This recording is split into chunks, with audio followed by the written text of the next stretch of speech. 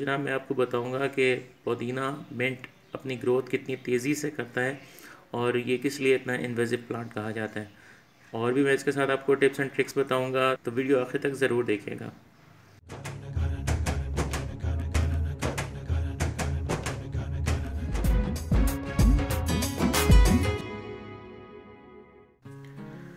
تو جناب یہ پودینہ ہے جو کہ میں نے اپنے کنٹینر میں لگایا ہوا ہے۔ یہ وہی کنٹینرز ہیں جن میں آپ کو میں نے اپنے فرسٹ ویڈیو میں بتایا تھا کہ یہ سبزی منڈی سے لیے گئے کنٹینرز تھے، کیونکہ لاک ڈاؤن کی حالت میں اور شاپس کھل نہیں رہی تھیں، تو اسی میں نے مٹی ڈال کر، اور اس میں میرے 2/3 مٹی ہے، گارڈن سوائل ہے، اور 1/3 میں نے کاؤ ڈنگ کمپوسٹ لیا ہے۔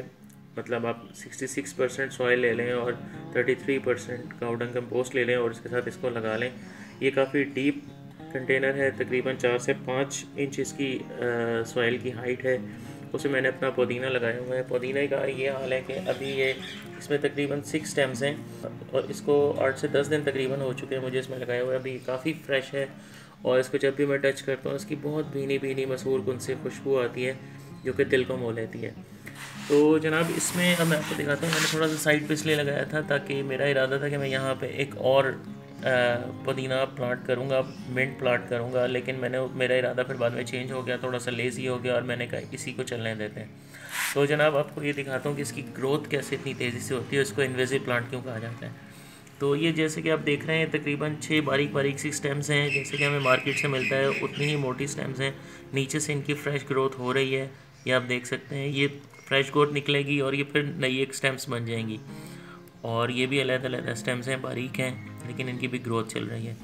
دوسری چیز جو موسٹ امپورٹنٹ چیز ہے، یہ پودینہ اپنی روٹ کے ذریعے گرو کرتا ہے۔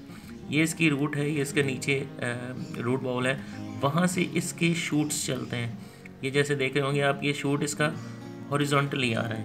یہ پورا پودا آپ کو ورٹیکل نظر آئے گا، لیکن یہ ایک چیز واحد ہے جو ہاریزونٹل 0 ڈگری پہ گروتھ کر رہی ہے، اور اس میں آپ کو دکھاتا ہوں کہ اس میں کیسی ڈیولپمنٹ ہو رہی ہے۔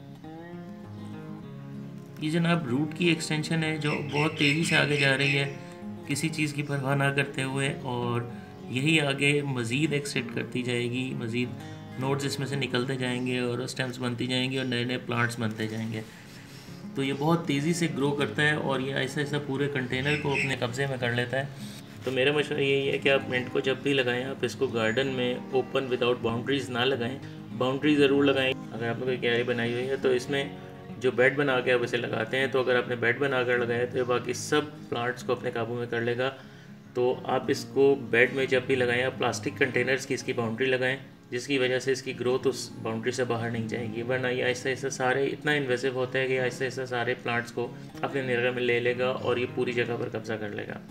ویڈیو پسند آئی ہو تو لائک ضرور کیجیے، چینل کو اگر آپ نے ابھی تک سبسکرائب نہیں کیا تو سبسکرائب کیجیے اور بیل آئیکن پر کلک کیجیے تاکہ میری ہر ویڈیو کی نوٹیفیکیشن آپ کو مل سکے۔ تو اس کے ساتھ اجازت چاہوں گا، میں محمد علی صدیقی کو اجازت دیجیے، اپنا بہت سارا خیال رکھیے گا، اللہ حافظ۔